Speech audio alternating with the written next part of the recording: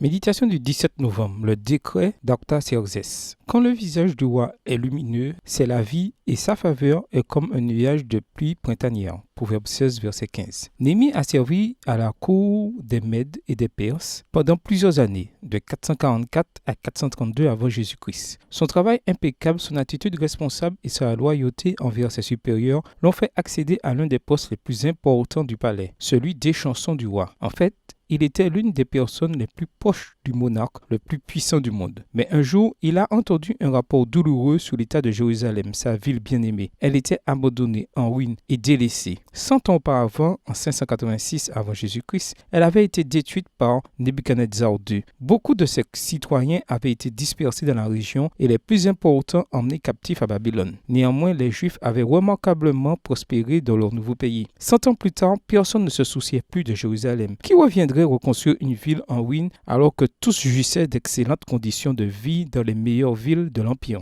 L'empereur a remarqué la tristesse sur le visage de son homme de confiance. Une telle attitude aurait pu coûter la vie à Néhémie, car on ne pouvait pas se présenter au souverain avec un visage déprimé. Mais le monarque lui a demandé la cause de son angoisse. Le courtisan lui a avoué la douleur qu'il ressentait pour Jérusalem, la ville qui jadis avait abrité le sanctuaire qui était le fondement de sa foi. Le roi a souri, réfléchi brièvement, puis lui a demandé s'il voulait quelque chose. Néhémie a baissé la tête et prié silencieusement pour obtenir une direction divine dans ce moment crucial. Ayant relevé la tête, il a demandé au monarque de lui permettre de diriger une commission chargée de la reconstruction des murs de la ville. La demande lui a été accordée. Le responsable hébreu a reçu des lettres, des soldats et des fonds pour rentrer à Jérusalem et réaliser son rêve. À son arrivée à Jérusalem, il a dû esquiver toutes sortes d'obstacles.